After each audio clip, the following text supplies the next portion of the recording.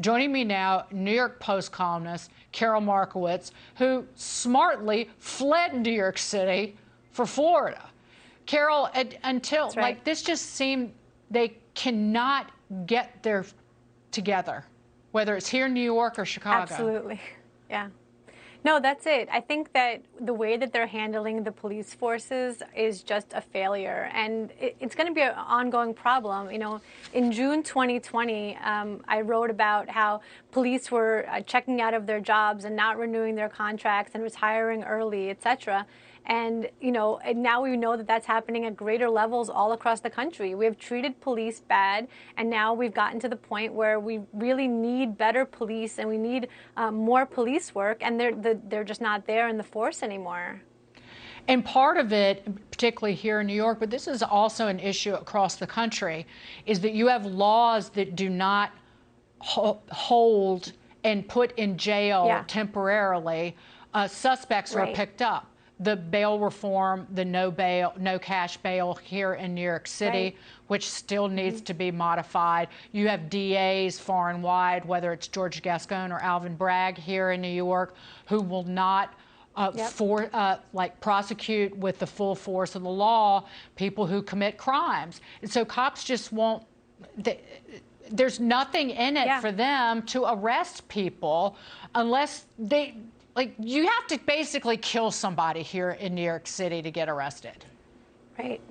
Yeah, and the thing is that people become police officers because they want to help. I mean, every police officer I've ever met is in the job because they want to help people. And they're facing this real problem where the DAs won't do anything and the people are, you know, hostile to them. So it's really just who's going to be left doing this job at the end. You know, the problem with New York, and I lived in New York my whole life until our recent move, is that there are a lot of mentally unstable people on the street right now, more than I've ever seen before. Every time I'm in New York City, it's frightening how many there are. And what happened to this police officer is the guy was smoking a cigarette on the platform, and the police officer told him to put it out. He made a mad dash for it, and then he fell down the stairs. The police officer then ran down the stairs to help him, and the guy threw him down and assaulted him. So we have a situation where people are just unwell and nobody's doing anything about it, and the police are just not equipped to deal with people like this that will hurt them when they try to help. I have to walk my dogs before I come to work in the morning, about 3 o'clock in the morning, and running toward me was a man. I was like, that's weird. He's out jogging at 3 a.m. And the closer he got, I realized he wasn't a running enthusiast, but he had no shirt on. And so one of my dogs started barking at him, and he whips his out and starts urinating, trying to urinate on the dog, apparently, that was barking at him. But I thought, and family asked me, why didn't you call the police? I said, he ran off. What are they going to do? Because quite frankly, if they arrested him, they're not going to hold him. He'll be right back on the street. But, like, this is what we live with every day.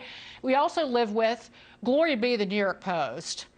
Karol, you write for them. That's one of the reasons I've probably stuck it out in New York, because I love this newspaper so much. On the cover is "Defund for These, Safety for Me," an anti-cop legislator who's she's trying to run for Congress as a Democrat.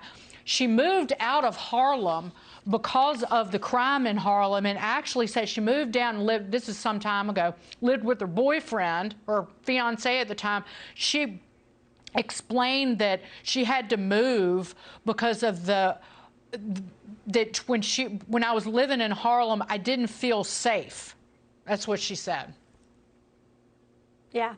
You know, I've seen this so many times where the people who are anti-police either have police security or have their private security or have any number of, security measures in place that the average person doesn't get. And when I lived in Park Slope in Brooklyn, it was one of the safest neighborhoods, one of the richest neighborhoods. And of course, every other house had, defund police signs in the window because it doesn't affect them. So these people are the last people that we should be listening to. And I think any normal, sane New Yorker or any normal sane Chicagoan knows that they need the police to really be involved in their communities, to step in and really help the people, which is, again, what these people sign up to do. Nobody becomes a police officer for the glory or for the money or whatever. They do it because they want to help their communities. And what we've done to the police forces across the country is really a travesty. And I hope we snap out of it. I hope these liberal areas wake up and realize what they've done. This left-wing state lawmaker named Yulee New, who we showed you a picture of, she wasn't about trying to protect the people she lived around. She said that there were safety issues in Harlem where she lived near the projects, and she needed to move. Just a head shaker. Well, I'm glad you're in Florida. It's a beautiful place, Karol, although Thank you, I miss Dagan. you. Come visit. Come on. I will. I miss you too. I'll show up at you. Be careful. I'll show up at your house with a suitcase. Please Thank you, do. Karol Markowicz. We'll be right back.